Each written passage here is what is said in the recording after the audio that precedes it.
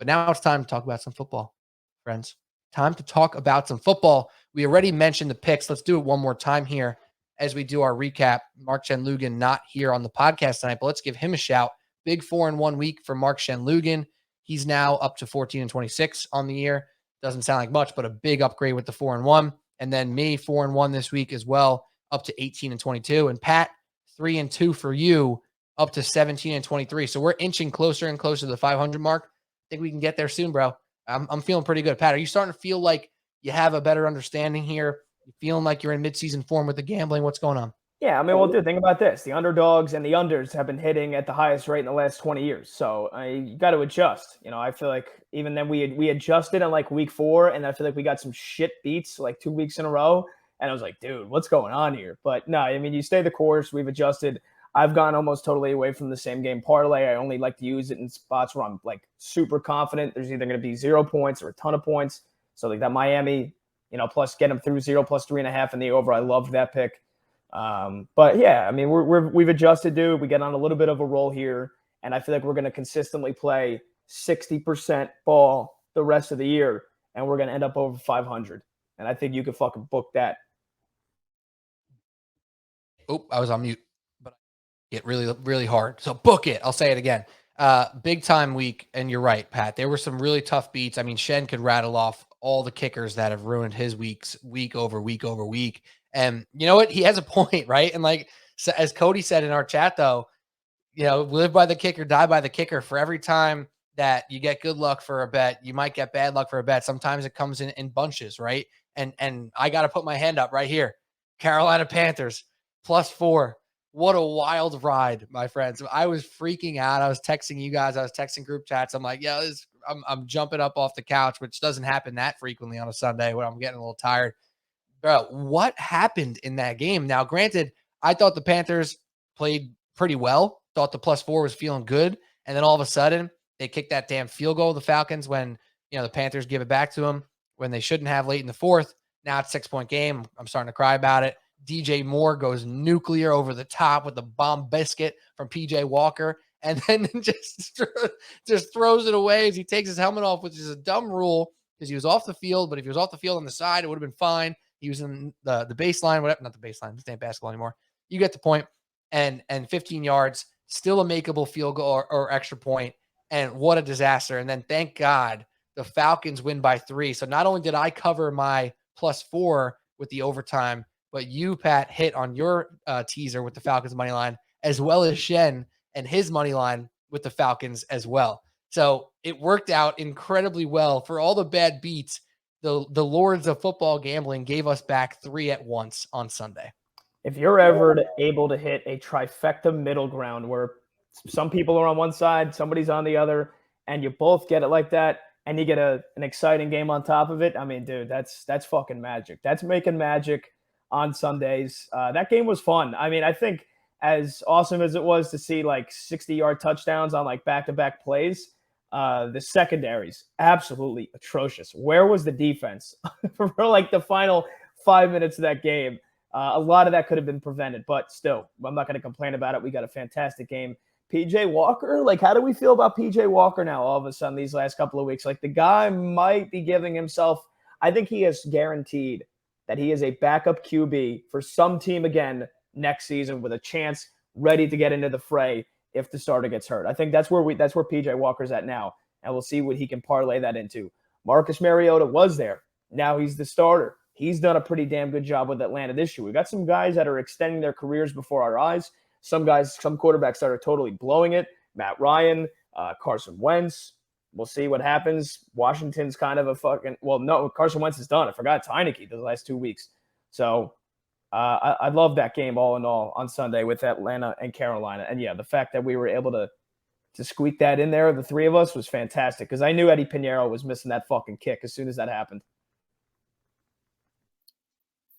How about the fact that you just named 2 XFL stars come in and take over from a number 1 and number 2 overall pick and honestly look like an immediate upgrade? I've been saying, and I told you guys, that Heineke's better than Carson Wentz, straight up better than Carson Wentz. He's a corpse. He's a loser. Nobody wants to play with that guy. And Washington proved that. They just went out and won 2 in a row. And in comes PJ Walker, who's at minimum just really fun. He's just an electric fun. I think you said it. He can give himself that type of backup spot. That game was unbelievable. I had nothing going on in that game. I couldn't pick a side. It was just too weird for me. And to have nothing going and be that excited tells you all you need to know about the ending of that one. It was awesome. It was awesome. I couldn't believe it. I was like freaking out. Heart rate was high. Apple Watch asked if I was working out. It was crazy. PJ Walker, though, not bad. See, like, this is the thing. Walker, Heineke, not bad. Definitely not good, right? Like, definitely not great. Heineke will not be the long-term plan. But now you know that you have a chance to possibly win, 8 or 9 games if your quarterback is decent. Look at some of these teams that are in the playoffs right now. We're going to talk about a bunch of it moving forward here. A bunch of these teams are not even that good at the quarterback position, and they're winning games because they're well coached or they're talented elsewhere. Like the Cleveland Browns just beat up on the Bengals. No one's saying that Jacoby Brissett's going to be a starter next year, but he's solid and he can move the ball. He's not going to blow it all the time for you. He will occasionally. That's the story for a lot of NFL teams. And, for those teams and those fans out there who have quarterbacks for 10, 15 years, you forget what it's like to be in the carousel, the quarterback carousel of, do we have anyone competent? Can anyone not blow it? Right? Like, half the reason the Giants are where they are is because Daniel Jones hasn't been blowing it. He hasn't done anything special. He hasn't done anything outside of running the ball that has even made you say, wow, very frequently. Maybe it's because he has no weapons. Maybe it's because he's not very good.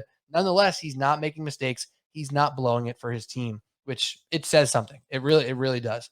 So why don't we take this time now to recap a little bit on the trade deadline and then use that to talk about some of the teams that are around it here.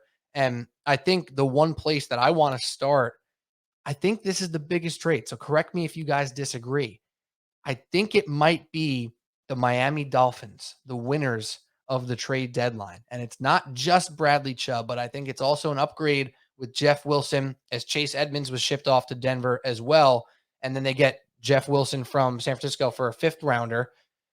I think this team got better. They have been wheeling and dealing with Tua Tagovailoa, whatever, at quarterback. Just Tyreek Hill and Waddle deserve so much credit. It's amazing to watch. I think this team is not going to challenge the Bills for the division, but now a division with the Jets and Patriots who are hanging around and looking all right here and there.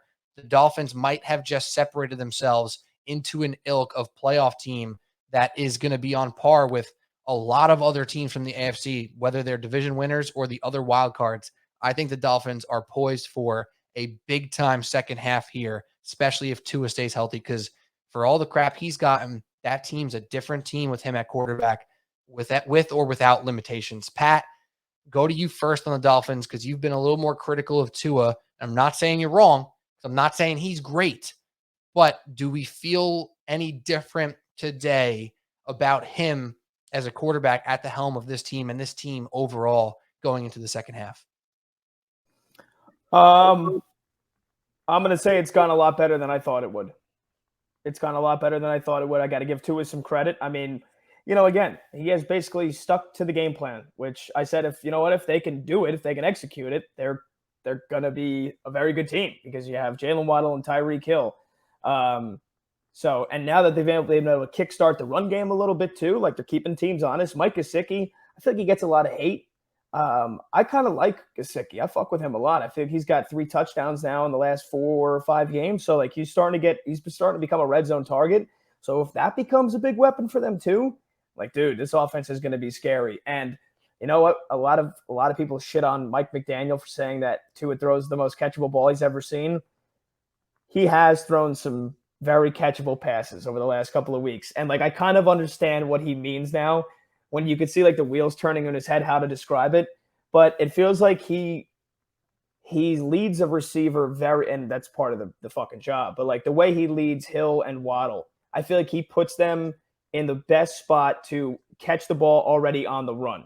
And I know there's times where you got to fit a ball into a tight window, but I feel like even when it's just straight man coverage, he puts the ball where they can not only catch it, but then also break away from who's covering them.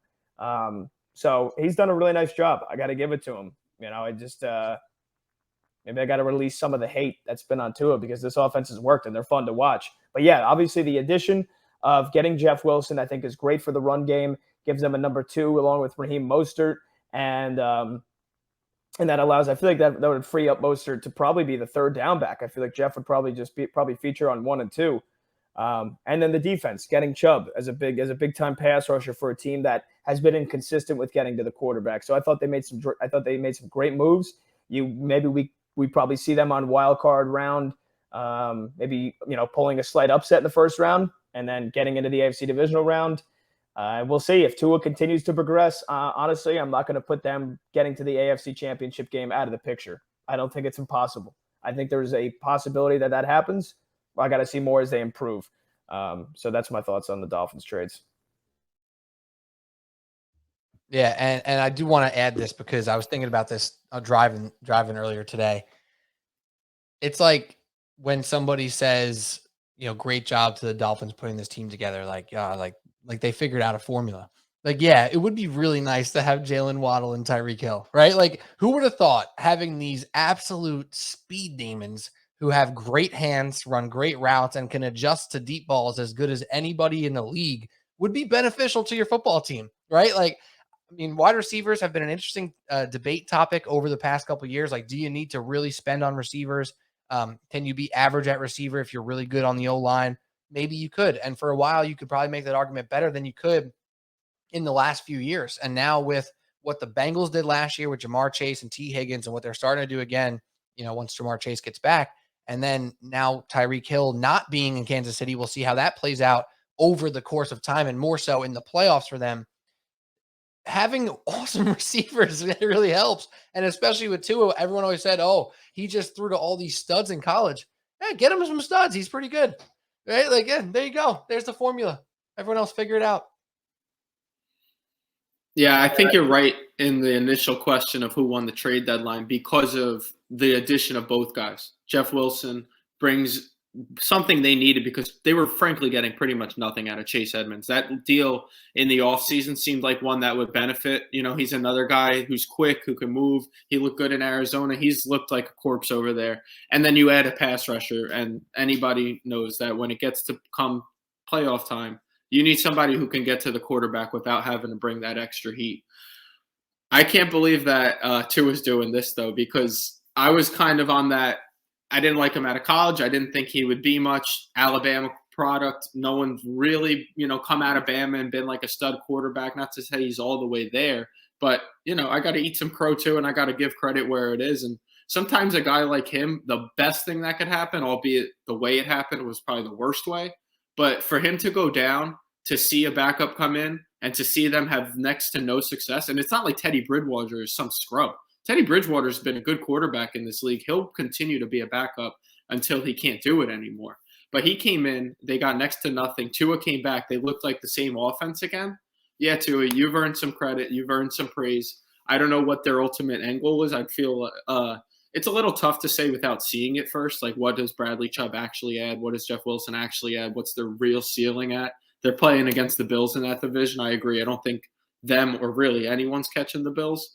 But they made good moves, and you'll continue to hear me say it as long as I'm on air or on a podcast or whatever. If you have a chance and you go for it, I always respect that. I always appreciate a team who's going to go for it when they have a window. That's what they're doing. Go for it, Dolphins. You never know what could happen. One-game playoffs in the NFL. See if you can catch lightning in a bottle. Full send. 100%. And Pat, I think what you touched on is really big amongst a lot of people who were down on Tua, right? All those clips. You remember what I said, Pat, preseason? I was like, there's going to be all those clips on Twitter where he throws that little touch pass right over the linebacker and there's Tyreek Hill. And those are beautiful passes. And the more you see it week over week, the more you start to come around and say like, all right, he's definitely not Josh Allen, right? Like he is not even the same type of quarterback. Like they don't even play the same position practically. It feels like sometimes the way Josh Allen throws bullets all the time and Tua is with all these touch passes, but it's impressive nonetheless. And you see some of those passes and you're like, God damn, why did he throw that? But how did he get it over the defense? And yeah, he's thrown his fair share of balls that could have, should have, would have been picked off. But when you watch him week over week, and it's now like not a fluke, right? In years past, it felt like a fluke that he was completing some of these passes that all of a sudden they're scoring points because he threw one lucky pass. Now it's not feeling like luck at all. And that's just who he is. And if he can do that the rest of the season, we're going to look at him as a true franchise quarterback, which is something that's been in question for his entire career. But let's move on to our next team here. I want to talk about another, actually, no, not another. Yeah, let's do another AFC team here. Roquan Smith goes to the Baltimore Ravens, not maybe as big as getting Roquan Smith and a weapon for their offense, because we know that the Ravens need some weapons on offense here, but their defense has been up and down. They had a few bad games. They had a few really good games. I think this team still should feel like it's their division to lose. So this is one of those additions by, like you said, Cody, if a team's going to go for it, you have to respect it.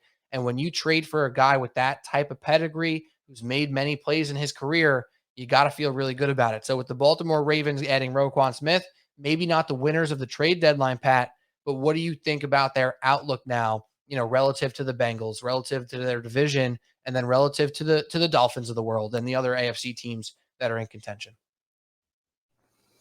You know what? I'm not as high on the Ravens as I was at the beginning of the season, and maybe as much as you were, Pete.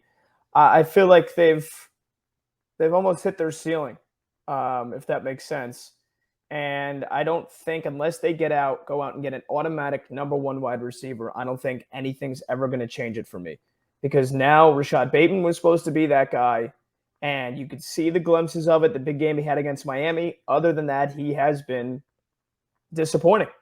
And he already missed 2 games, and now he's got a foot injury, and how many games is he going to be out with now? So Baltimore is once again beat up.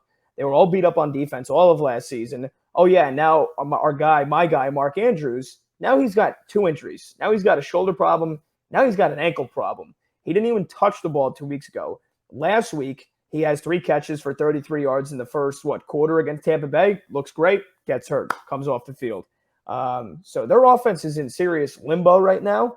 And in a time where they needed to improve that, they once again said Lamar Jackson, hey, Lamar, you're on your own, buddy. We're going to go and improve the defense. And they needed to, because the defense has also been very bad this year. And Patrick Queen, I feel like we've been waiting for him to be like a Pro Bowl linebacker, and he's not. So I don't know. They needed a dead run stopper in the middle of that linebacking core. They need somebody that can shut down the fucking run. Roquan Smith can do that. So I like, in terms of they address the big need on defense in terms of being able to stop the run, because they really haven't been able to do that much this year. And a lot of teams can throw on them anyway because the secondary has also been underperforming. But again, they needed offense, and they didn't get it, and their offense is banged up. So just the outlook as a whole for Baltimore going forward, I wouldn't be surprised if they missed the playoffs. Honestly, I wouldn't be surprised if they finish 8-9 here. And I think we maybe start to draw closer to the John Harbaugh era in Baltimore. Honestly, I think they've hit their ceiling. I guess my pushback would be, does that mean it's the Bengals division? Because they're also dealing with Jamar Chase out another 5-6 weeks, and they just looked abysmal against the Browns without him. Not to say they won't make adjustments, but is that where your head's at then? That it's the Bengals division, or do you think the Browns come out of nowhere? Obviously, the Steelers are dead.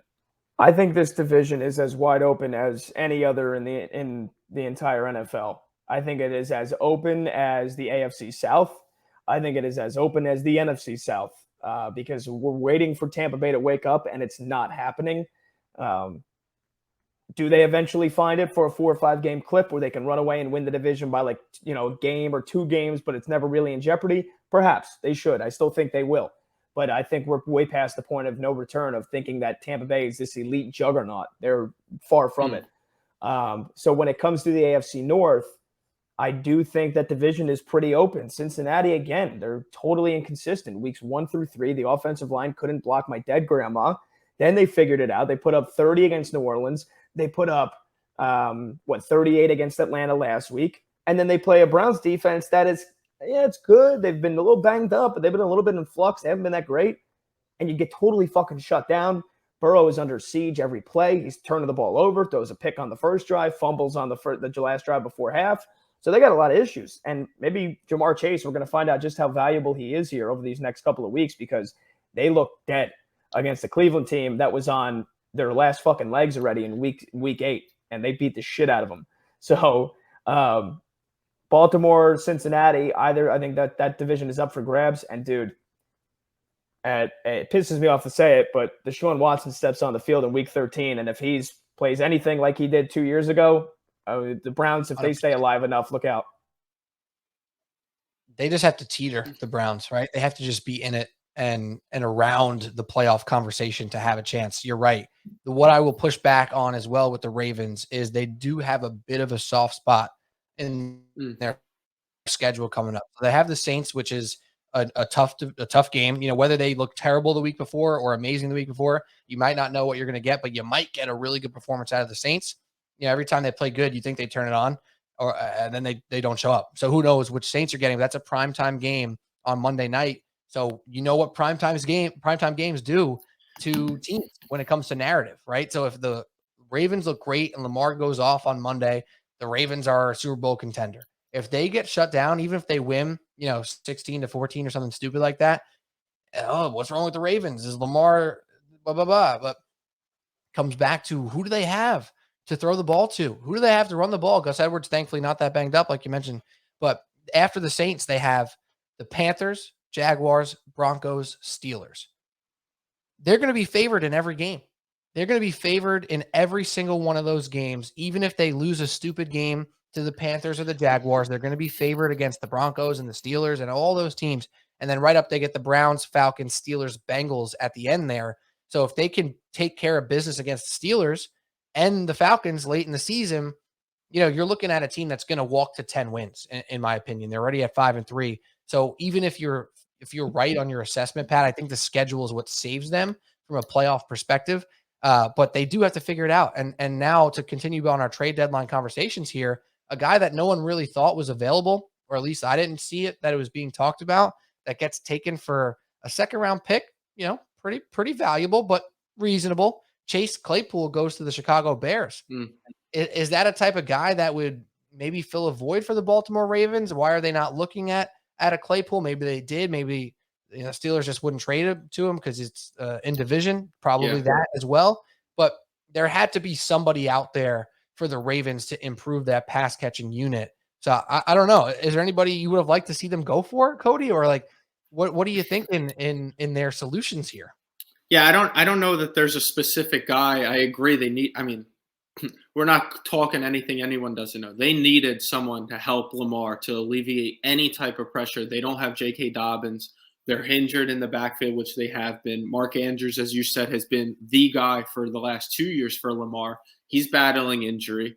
They do have a bye week coming up. Hopefully he can get healthy on the bye week. Where I see it as their division, though, still, and this is strictly winning the division, get to the playoffs, where I feel confident in the Ravens. One, Pete just mentioned the schedule coming up. They're going to be favored in all 4 of those games, 5 if you include the Saints on Monday night. If they go 4-1 in those games, handle business, we're talking about them differently. 2, they're already a game up on the Bengals, and if I'm not mistaken, 2 games up on the Browns, and they've beaten both of those teams. So as of right now, they own the tiebreaker.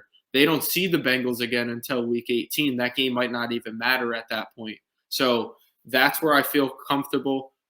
Anyone who knows, I've got Ravens futures. So when Pat said they might miss the playoffs, it was like a dagger to me. I'm like, we were all on the Pelicans bandwagon. We're all happy.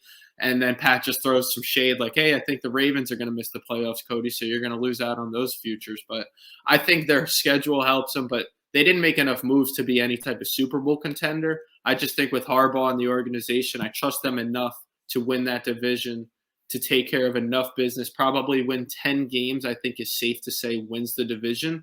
But I don't think they could go any further than that. The Roquan Smith addition helps the defense, like you said. I'm glad they did something. But Lamar needs help, and he's starting to feel like Aaron Rodgers over there in Green Bay, where they just don't do anything to give him any help. And, he's got to do it all on his own, Superman Lamar. I don't know. It just feels fishy to me, and especially in a contract year for him. You know where it looks pretty good, Lamar? Big Blue in New York. We'll take you. Yeah. Well, I got a real quick point about that. And, it's funny, too, because the way that they structured this trade – the Bears are paying Roquan Smith $4.8 million for the rest of the season. Do you guys know how much the Ravens are paying him after they traded for him? $575,000 for the rest of the year. That's how much they got to pay Roquan Smith. And they still didn't do anything else to upgrade that offense.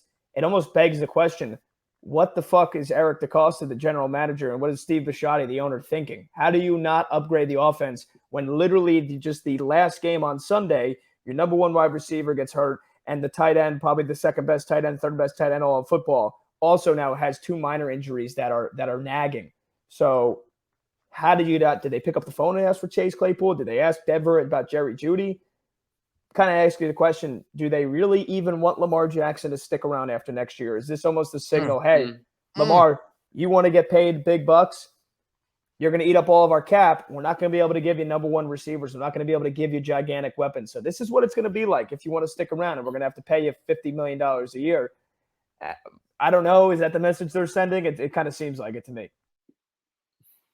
Was DJ Moore available at all either? Did the Panthers make him available, or did they kind of take him off the table? Which would be weird to take him off the table considering they just lost and sent out McCaffrey. Yeah, they sent out McCaffrey, so it seemed like, why would you not pick up the phone on DJ Moore? Then they sent Robbie Anderson to Arizona. That was more so just he wasn't going to fucking fit on that team anymore because he was a problem. He was his biggest enemy. But begs the question, what happened with DJ Moore? Maybe Carolina being in the NFC South playoff hunt, they're like, hey, we're not trading him away yet. I think that's probably what it ultimately was. That's what I was going to say too, Pat. I think the Panthers think they have a shot in the South. Why wouldn't they? Right? Why wouldn't they? They were a DJ Moore not throwing his helmet down from being in first place. Literally from being in first place, one penalty away from first place, basically, in the end of that game there. It's unbelievable. But speaking of the Panthers, the Bengals' upcoming schedule includes the Panthers and Steelers over the next 2 weeks. That's pretty good. But then they have the Titans, Chiefs, Browns, Bucks, Pats, Bills, ending with the Ravens. A lot tougher go at it for the Bengals than the Ravens there. I mean, we're talking Titans, Chiefs, Browns with Deshaun Watson back. That's not easy, man. That's going to be a lot more difficult than what we just read off for the Ravens. So that's another thing when it comes to division here on what's going to break down. But let's go on. One more trade to talk about here. And this is really, the trade is good for the team, but it's more to talk about the entire division here. The Philadelphia Eagles get Robert Quinn from the Bears for a 4th-round pick, as well as the Cowboys get Jonathan Hankins, nice veteran D lineman there, for a 6th-round pick from the Raiders. Probably not as impactful, but whatever. I want to talk about the NFC East here. Cowboys and Eagles look really damn good. Cowboys offense looked good this week. If Dak starts getting going and the offense is as good as it's been in the past with what we've seen from this defense here, I just got to ask the question. Yeah, we've been putting the Eagles number 1 in the NFC power rankings, number 2 in the NFL power rankings behind the Bills, more or less here. The Cowboys just as good, perhaps, as the Philadelphia Eagles. That's my question. Cody, I would like to go to you first. As a Giants guy, as an NFC East watcher, Eagles and Cowboys might be 2 of the best teams in the NFL right now. How are we feeling about those 2 teams in our favorite division here? 6-2 Giants are in 3rd place. That's just painful. I mean, 6 wins won the division like 2 years ago. But the question was, who's better? I guess I think the Eagles roster is better, and I think I trust them more because, like, how can you trust the Cowboys? We're talking down the stretch. Like, how can you? They've just shown time and time again they're kind of rolling out the same group, but 2 good defenses, 2 really good rosters. Dak looked really good against the Bears, who, I mean, say what you want about the Bears. It's not the defense that's been, like, abysmal for them. It's really been the offense. Like, that was a pretty impressive performance by Dak. I guess I give the slight edge to the undefeated Eagles. They've already beaten the Cowboys, correct? They played already? Yeah, so they already beat the Cowboys without Dak, but you only play twice, so that's that tiebreaker that's going to be ever so important come down the stretch. The Eagles are going to continue to play this soft schedule. I'm not trying to throw shade at the Eagles. You play who's in front of you, but I give the slight edge to the Eagles. I can't believe that, again, like the Giants at 6-2 seem miles behind these 2 teams, and it's just like, why can't I have nice things? I see what you mean, though, Cody, and I agree. It feels like with the Eagles, the week 3 of last year, Nick Sirianni's talking about a fucking flower blooming, and we're like, what is this guy saying? And now literally that flower has blossomed into a nice, big, beautiful tree that has led them to being the number 1 team in football right now through the first 8 weeks. And they're probably going to destroy Houston on Thursday. Hopefully I just mushed it. But But I mean, dude, it's like, hey, we saw they knew exactly who they wanted to be with Jalen Hurts, and it was like, all right, just give the kid a year, give him a year, you'll see what the arm can be, and holy shit, man, he has been absolutely incredible. So, and the defense has been good. They win the trenches, and that's what people don't realize. It's like, well, okay, but yeah, how are the Eagles so great though? Well, their fucking offensive line is massive, and all the improvements they made in the draft, I love what they did. And their defensive line is winning the battle just as much as their offensive line is. So teams aren't doing a whole lot on either side of the ball. They're consistent. They're healthy. Yeah, that'll get you 7-0. Yeah, they've got a true identity in Philly. I think that's like the point that I probably missed there. And Jalen Hurts looks good. So they've got talent everywhere, like you said, but they've got an identity. They know they're run first. That's really important to have. I can't believe I'm sitting here just praising the Eagles. What a stupid question, Pete. Well, it goes back to our conversation pre-show where I was talking to my other buddies, Andrew Kalani, Alec Argento, about teams that we hate. And I'm like, the Eagles have so frequently in my life stripped my hate from them. First and foremost was when I was a kid, T.O. was my favorite wide receiver. He was like my favorite player in the league. And he goes to the Eagles. I'm like, God, now like I kind of like this team. Like they're kind of fun. Like they got some cool players on there. Freddie Mitchell was doing weird stuff as one of their like third, fourth receivers, but T.O. was my guy, whatever. And I didn't hate that team. And then I go back to hating them a little bit in between, whatever. I was kind of a Wentz guy in the draft, so I had to kind of pull for him a little bit in Philadelphia. Felt good for a while. Now felt terrible, whatever. Now, again, I like Jalen Hurts coming out of the draft. A.J. Brown's one of my 2 or 3 favorite receivers in the NFL. What an impact he's made. And they're a likable team. I think Jalen Hurts is a really likable character here in the NFL as one of these quarterbacks who's taken the league by storm. And it's one of those situations where if you're sitting on the couch with a couple people and you see that throw on red zone over the top biscuit from Jalen Hurts to A.J. Brown, the first reaction, somebody goes, oh my God, what a catch. And the next person instantly goes, oh my God, what a throw. Like, it's not just like it's one unit. Like Pat said, it's every unit right now for Philadelphia is clicking on all cylinders. And what a world of difference a number 1 wide receiver makes. A.J. Brown's been doing great stuff, had a few weird weeks in there, but they didn't need him when he didn't show up that much anyway. And he can go off against anybody and is one of the toughest receivers in the league. And that all being said is no shade on the Cowboys because they're really good. And now that Dak's back, CeeDee Lamb feels better. Tony Pollard going off. We know what's going on there. So, man, the Giants are screwed. That's it. That's what it is. That's what it is, man. I haven't trusted the Giants are good all year long. I'm not going to start now. I'm still waiting for Daniel Jones to do something special. I know he's not dealt the best hand. Doesn't always matter. They got to do something on offense to make me feel good about this team. I hate to say I knew the Seahawks game was coming at some point. I didn't bet it this week because I didn't want to be a part of it. I wanted to watch as a fan and enjoy. That game was bound to happen where they were going to have a few balls bounce against them and their offense wasn't going to do enough to keep up with it. That's the NFC East we live in right now. You need to be good on both sides, and the Giants are good on combined 1.25 sides. I would slow down with the Mark Shenlugian I told you so because they lost to the Seahawks this week in Seattle. That's a good Seattle team too. So they've got 2 games coming up with Houston and Detroit. If they win them both, we're talking about an 8-2 Giants maybe in a different light. But with the team we haven't mentioned, although we did talk a little earlier, the football team, Commanders, Redskins, are better now with Taylor Heineke. They're a little more frisky. They're not the easy team that I think they were the first 6 weeks of the season. The Giants still play them twice. They got 2 with the Philly, and they have 1 with Dallas. So it's quiet. It's a little skeptic, but handle business. I thought they had to go 3 out of 4 in that stretch. They lost 1 to Seattle. That's the one I kind of chalked up as that's going to be a really tough one to get, especially before the bye. Someone, I think it was Bill Simmons, pointed out how they drew, or no, it was Big Cat pointed out they traveled to London and then they went all the way down south and then they went out to the west. Like it was a lot of traveling, a lot of stuff. So they're a well-coached team, and I think we've seen that the league just kind of looks a little funky this year. So if you can not beat yourself, I think you're going to hang around in these games, and maybe they can sneak 10, 11 wins, make the playoffs. And, geez, I was looking at the last time through 8 games. Since 2017, it's 1-7, 1-7, 2-6, 1-7, 1-7. Let's be happy about something here. We're going into the bye at 6-2, Giants fans. We're okay with that. Gotta be. Those are good points, Cody. And really quickly, I just want to point out when you mentioned the Commanders, there's 5 divisions out of the 8. that have 2 teams or more 500 or better. There's only 2 teams that have 3, and both of those divisions happen to have all 4 teams at 500 or better.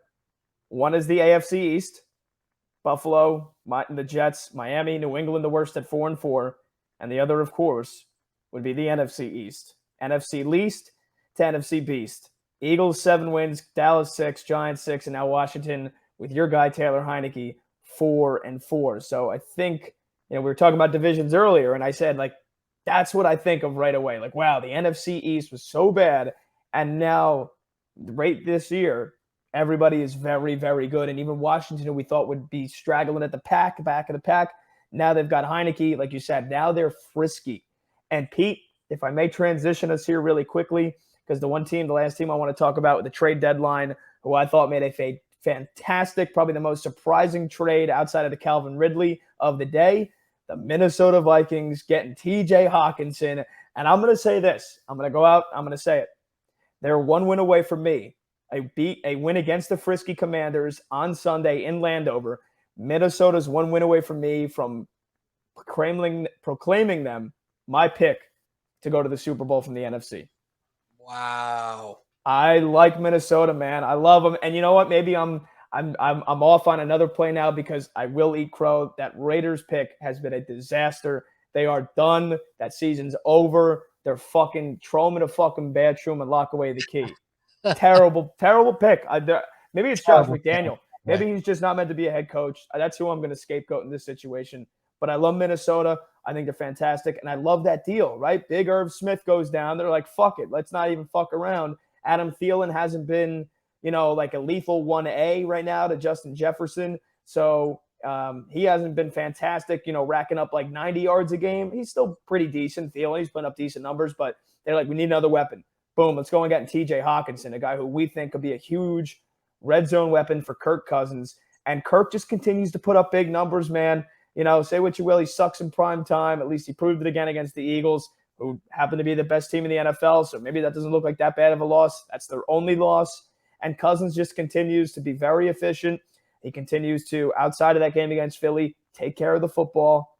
And I think the Vikings defense is very underrated. So I hope I just didn't mush it because I know both of you guys love the Vikes, but I'm on them now officially. I can't believe you did this to me. Who do you think you are? Who do you think you are, huh? They're going to lose to Washington this weekend. I watch. Well, they might not lose, but they're almost guaranteed to not cover now. Almost guaranteed. But they are playing at 1 o'clock, if I'm not mistaken. So then again, Kirk Cousins, 1 o'clock. How do you go wrong? I mean, you did a great job segueing that. Hawkinson has been one of those guys who everybody's been waiting for the explosion season. He has explosion games. He gets 95 yards and doesn't score. Then he gets 12 yards and scores twice. Like, it's one of those weird things with Hawkinson, where as a fantasy owner, you're kind of confused all the time, but he ends up being like the 5th tight end in the league. So it works out. But now on an offense that actually works consistently, so I think we're learning a little bit that Detroit offense was at least partially smokes and mirrors, right? Like, they're not a very good team. Their offense is still fine, whatever. Like, he has a really good quarterback now and a lot of weapons around him. This could be really special for the Vikings. I'm excited. I'm not going to go ahead and say Super Bowl for the Minnesota Vikings because I just think that I think that it's going to be the Eagles or Cowboys in the Super Bowl right now. I think they're the 2 best teams in the NFC. But great point by you.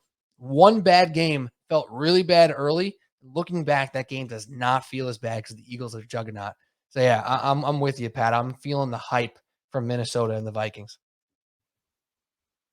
Yeah, that was a massive move for them. The reason when we started with Miami, I pointed to both Chubb and Jeff Wilson to make them the winners was because it took both of them to beat who I think was a huge winner in getting TJ Hawkinson from an interdivision team, which doesn't happen often, but, go Detroit. Here's one thing I hadn't realized until today. Justin Jefferson hasn't scored a touchdown since week 1. They now add a big red zone threat in TJ Hawkinson to go along with the weapons they have. They're arguably the most balanced offensive attack in the league. You've got Justin Jefferson. Despite what Thielen's looked like, he's still a weapon out there. You add Hawkinson. You've got Dalvin Cook. And for whatever it's worth, Alex Madison's a pretty good second guy behind Dalvin Cook. Their defense is weird to me. I don't know exactly like what to make of their defense. It seems like a 1 week in, 1 week out. But the reason I had like that reaction, Pat, was because you just went all in on Kirk Cousins, who is just the toughest guy to be all in on. The Vikings as a team are a roller coaster, but yes, I have them 10 plus wins this year. I have them locked with the Ravens to go to the playoffs. So I very much am invested in the Vikings. I love that they made that move in a weak NFC, because when you said that, Pete, hey, Cowboys and Eagles conference, I'm like looking around like, okay, the West, they have no one. Oh, the South, they have no one. Like, wow, like you go down really quickly. It's like, well, the Packers look like nothing, and the rest of that division's like horrible. It really comes down to really those three teams in the NFC that potentially are going to be the teams that you're going at. The problem is they don't play all the playoff games at 1 o'clock, so Kirk Cousins is going to have a hard time when it gets to that time of the year. But I mean, look, they look like a shoo-in at this point, all barring a huge collapse, to win their division, to be a type of team to have a first round bye. I mean, why not? In a weird NFL year, which I actually meant to say earlier, all those people who look at your guys' record and is like probably down on it or whatever, it's really hard this year. I mean, look at the league. Look at what you've seen this year. And not to mention, I know you guys put out other picks that you do on your own, so I'm going to back my guys at SST a little bit there. Yeah, I mean, why not the Vikings, Pat? I guess you almost swung me a little bit, because there's just not enough talent in the NFC to say they can't do it, so why not them? And if I could say, Pete, one more thing here before you jump in. I mean, we talk about Brian Daboll. I think Brian Daboll is a lock for, or at least I thought he was a lock for Coach of the Year. But, I mean, let's give some love to Big KO. Kevin O'Connell here, tearing it up in his first season. This was not an easy spot to jump into. And I think I love the way they've assembled their staff. I just totally remember when I'm looking at their coaching staff here. Mike Pettin's, the quote-unquote assistant head coach.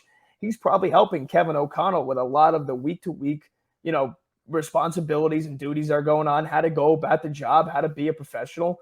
And, Wes Phillips, who was the offensive coordinator, he was a tight end coach for the last 8 years. So that's why I also, looking through the details of this trade with Hawkinson, I love that, because now you get the OC who's a tight end guy, get his hands all over TJ Hawkinson, see if he can make him even better than he was in Detroit. Probably has an upgrade in quarterback from Jared Goff to Kirk Cousins. I don't think either of you would disagree with that. And, again, like you said, you can't really get a handle on what this defense is.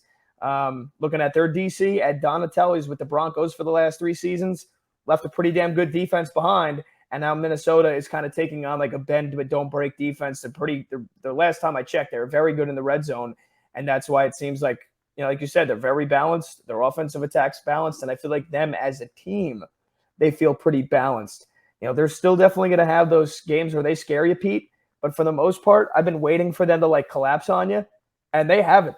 Even when they haven't covered, they're winning football games. They look very, very good. And yeah, I mean, again, I'm sorry if I mushed it, but I'm in on Minnesota now. Well, they might have tried to blow it last week a little bit. The Cardinals-Vikings game. I'm so happy I didn't bet that. I know the Vikings covered and all that, but I'm so happy I didn't touch that game. It was a disaster. But listen to this. Outside of the Eagles game where they lost 24-7, they have scored this year 23, 28, 28, 29, 24, 34. I dream of rooting for a team that can score that many points that many weeks in a row. It's unbelievable. I don't know. I have no idea what that's like. Zero clue what that is like. So they got to keep putting it up, and Kirk's got to keep doing it. They're not only good on the red zone on defense, Pat, but they're also, I think, top 3 in red zone efficiency on offense. So once they get there, they're getting in, whether it be Kirk Cousins or Dalvin Cook. They've got to be, because they're only averaging 361 yards a game. That's like, what, if I, off the top of my head, I'm not looking, probably 12th, 13th best. It's not like astounding numbers, but they're punching it in when they get there. Yeah, pretty impressive stuff. Love it. Let's do one last thing. That was great stuff, by the way. Trade deadline, league talk, Cody O'Connor, Pat Boyle. Real quick, because I know it's super late and we've already been going at this for a while here. I'm just gonna give out 3 games here, and you guys are gonna tell me which one interests you the most. So we got I'm saying Chargers at Falcons as one. We have the Rams at Buccaneers.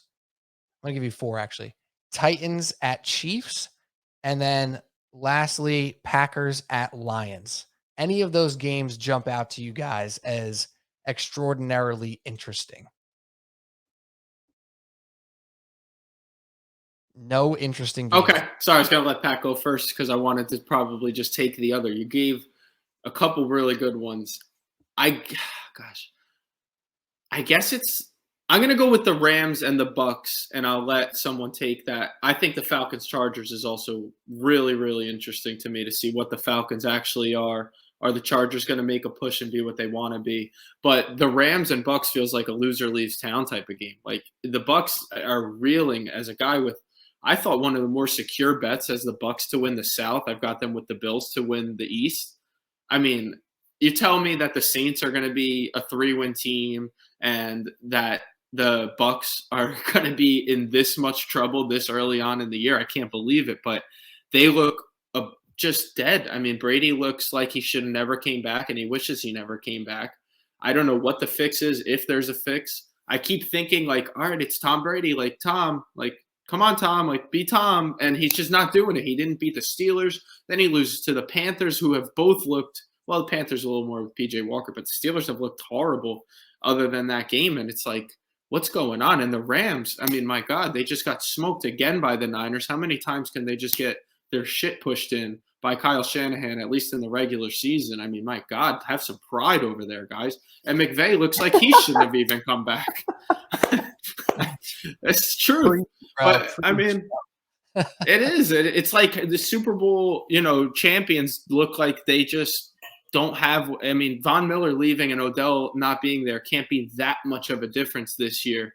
And it's like, wow, I heard I think Bill Simmons posed the question, like, who regrets most coming back? Was it Brady, McVay, or Al Michaels going and doing Thursday night? So it's just, I think that game, in a matter of two teams that are in a complete opposite of where we thought they'd be to this point in the year. And, something's got to give over there. Bucks are -3 in that game, by the way. Bucks -3. I'm staying away. Not touchy. No touchy. No touchy for me. No touchy. I'm probably going to end up being touchy on that one, but yeah, same. Not in my 5. Well, dude, a game that I love, and it just so happens it's in prime time Sunday night. I love the Titans and the Chiefs. I feel like I've been, hyping up the Titans again since they got pushed off the deep end in week 2, getting their tits blown off by Buffalo, where I picked them. I said I picked them on the pod, and I said I actually think they win this game outright. I mean, talk about being on the wrong side. But I think this is another opportunity for them. Like, they've embraced their identity. We both said it, Pete. I think all three of us took them -2.5 against Houston. Again, it's the Houston Texans. I get that. I was like, dude, Tannehill or not, this team knows who they are. They're going to give the fucking ball to Derrick Henry. The offensive line's been playing really well, even though Taylor Lewan's on IR, their left tackle. And the defense, which was not great in the first couple of weeks. I mean, again, they got blown up by Buffalo. Like, all right, so many teams have done that this year. So many teams are going to continue to get blown up by Buffalo. But the pass rush, and they lost Harold Landry before the season started. So that was a big blow. But, like, Jeffrey Simmons, he's not racking up like a ton of sacks, but him and DeMarcus Walker, they're finding ways to get to the quarterback. Like what Danico Autry and Bud Dupree do for the linebackers. It's like the defense is respectable. And, I would love to say that I can believe Ryan Tannehill will take a step up this year into that next tier. But I don't believe it. I can't buy it yet. And especially when he didn't has no weapons either. Not like he has receivers running out there anymore. Yeah, I mean, dude, the fact that they're doing this with Robert Woods and Nick Westbrook-Akina, especially because Treylon Burks is on IR. So you got to give them credit that they won 5 straight games here. Again, you play who's in front of you. They've beaten Houston, Indianapolis twice, Washington, and Vegas, who looks like there's a dumpster fire now. So I'm really excited now that they're huge underdogs, 12.5 points, again, just like they were against Buffalo. This is the second opportunity now for them to play another juggernaut right in their own conference, the Kansas City Chiefs, who have been, kind of rolling right along since their loss to Indianapolis in week 3. And it feels like everybody is just assuming the Chiefs are going to roll them over. I would love to see Tennessee cover this spread. I'm going to give it away now. That's probably 99% one of my picks this weekend. I'm probably going to take the Titans plus 12.5. I would love to see them step up to the plate here in this second chance to prove themselves and really make a difference, make this a close game, and see if it is Tannehill. Even if it's not, maybe that's the deciding factor. Maybe I lay off if it is Malik Willis.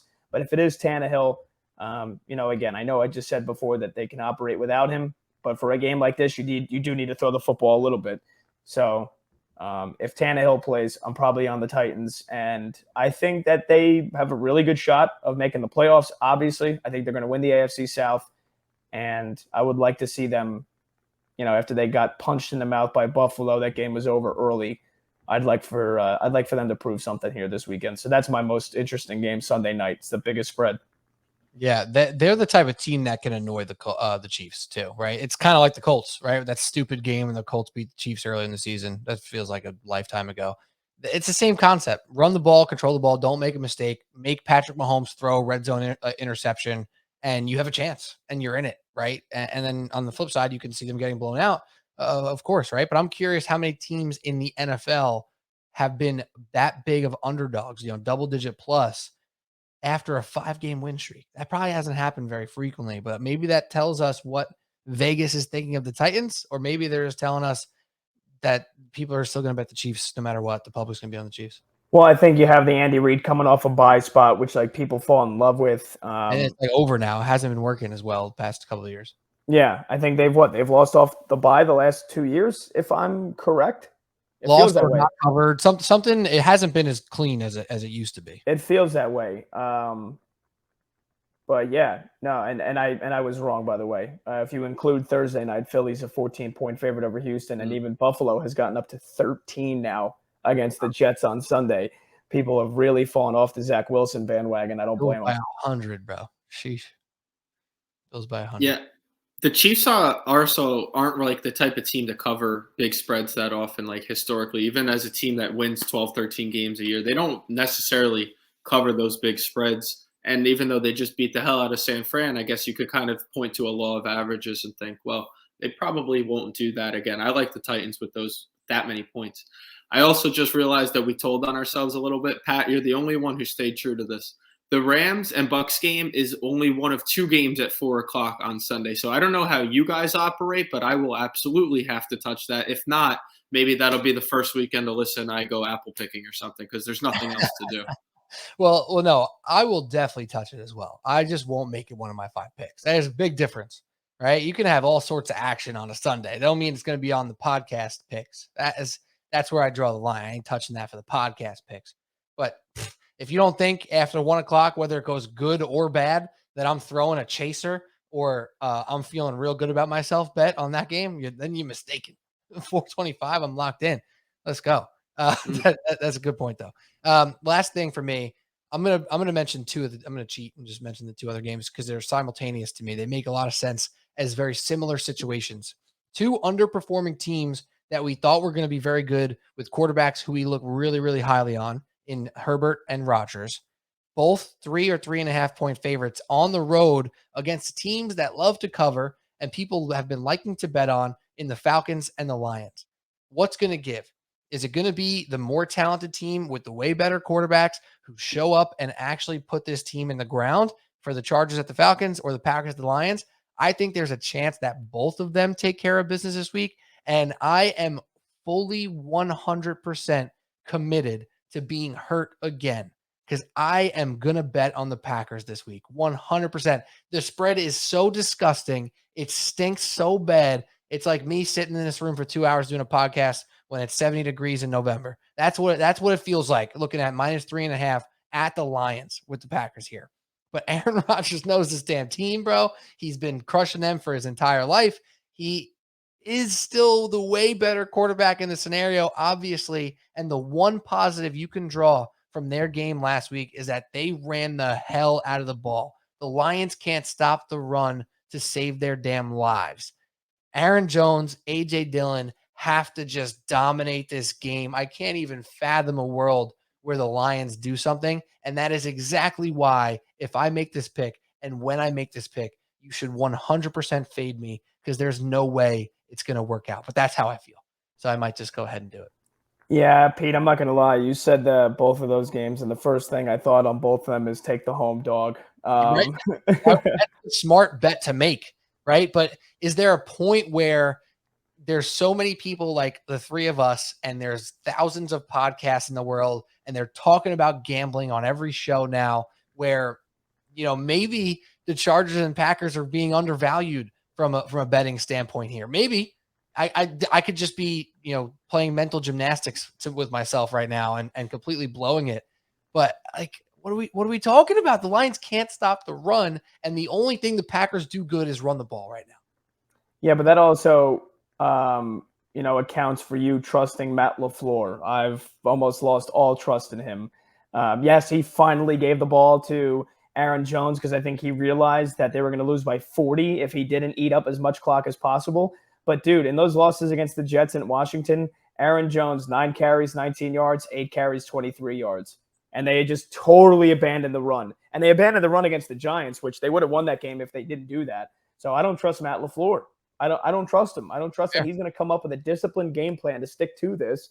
And I mean, look, could Rodgers throw all over Detroit? He could, but they're not that good. Their weapons aren't that good. Big Bob Tunion's not that great anymore in the red zone. He hasn't been, or at least they don't throw him the ball. Lazard's hurt. Is he going to play this weekend? Romeo Doubs and Christian Watson again. Is he going to play? And then Doubs is hit or miss, and Sammy Watkins feels like he peaked. So, I mean, their most exciting receiver on Sunday night was Samori Toure, the guy who scored the big long touchdown.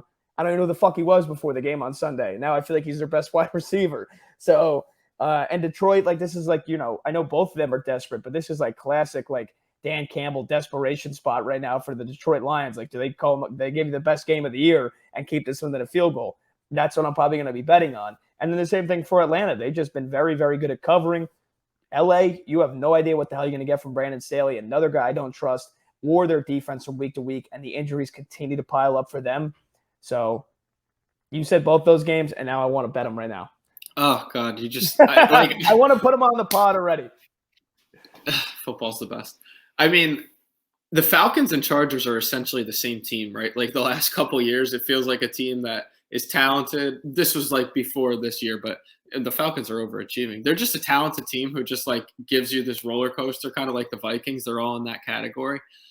Everything you said about why the Packers should lose that game makes me think they're going to win back. I just kept hearing point after point, and like they're all good ones. And I'm just like, yeah, the Packers are going to win this game because the NFL hasn't made sense all year, so why not? I don't know. I mean, I feel like there's a world where I just take the Chargers and Packers money line parlay because I just think they're the two better teams, and eventually we have to get back, regression to the mean a little bit. There's no real rhyme or reason, just law of averages. Like, how many times in a row can Aaron Rodgers lose? Right. Guess we'll find out. Well, I can guarantee that sounds like a Mark Shanlugan bet right there. Chargers, Packers money line plus 105. So proud of it. How can it lose? And then I don't know what happened. Well, dude, and then Young Wei Koo hits like a 55-yarder to cover a meaningless spread, and then Young Wei Koo doesn't fucking miss, dude. He's the future. He's the truth. After Justin Tucker, that's what I'm saying. He's gonna hit like a 55-yarder that has no reason to be played or anything, but that's the way it seems to go for that guy. At least that's how he says things. Well, dude, I mean, think about that. We're at a very unbelievable like part of the season where Brady and Rodgers are like the butt end of so many jokes, and you ask yourself, is Rodgers going to lose again? We were asking this past Sunday, is Brady really going to, this past Thursday against Baltimore, is Brady going to lose again? Is he going to lose to Carolina? Is he going to lose to Pittsburgh? He's lost to a couple of dog shit teams here the last few weeks. It can absolutely happen with Rodgers, especially with how good Detroit's offense has looked, and they're healthy. I know they just gave away Hawkinson, but they've got, Swift and Jamal Williams back running the football. Amon-Ra St. Brown is back after he missed, a game and a half or 2 games. And they got some – I mean, dude, I wish they had Jameson Williams ready to go because he'd be ready to take the top off of a lot of defenses. And I think Detroit could actually be a playoff team next year. But I think they could be frisky, like you said, again on Sunday, man. Yeah, I don't know. Is it too easy that it's not easy that you have to do it? Or is it so easy that you have to go with the home dog? I don't know. I have till Thursday to figure it out. But if we're making the picks right now, I'd 100% be taking Packers minus 3.5. I guess we'll see what happens come Thursday or Friday whenever we get to record those picks this week. But guys, this has been just wonderful. Let me just tell you that. I really enjoyed this episode tremendously. It is now 12:20 Wednesday morning. Tuesday is gone. And I appreciate you guys staying up with me and talking about sports. I always love it. Always do. So Subway Sports Talk, that's all we got for today. Gave you a lot today. NBA, Nets, Steve Nash, some of the players we've been enjoying on the NBA front, touched on all the deadline stuff, and previewed week 9. Week 9 already. Can you believe it? Pete, we might need to chop this bad boy in two. Give people like a little bit of a taste on Wednesday and give them another taste on Thursday. I might have to. It'll be 2 on YouTube at minimum. On the pod, it's full send. I don't know. We'll see what happens. I'll figure it out in post. That's what they say. So thank you guys. Pat Boyle, Cody O'Connor. Pat, any plugs? You were on the Fan last week overnight for Licata. Anything coming up this week? No, just updates again on Saturday night. So if you're in the car driving around Saturday night, top of the hour, Patty B. How you doing? How you been? We got to almost start giving you a word, like a challenge word, to mix into one of your updates overnight. Like not even like a bad word, just any word that you have to figure out a way to get it in. That'd be fun. Cody, any plugs? No, none at all. Just happy to be here, guys. Appreciate you having me. It's always fun, fellas. All right. Thank you guys for listening so much. Don't forget to subscribe, rate, review on the Apple Podcasts app, Spotify, and leave a comment on YouTube. Subscribe, hit the notification bell. Thank you for listening. This has been a great one. Have a great rest of your week. We'll talk to you soon with our Week 9 NFL picks with Pete, Pat, and Mark. Cheers.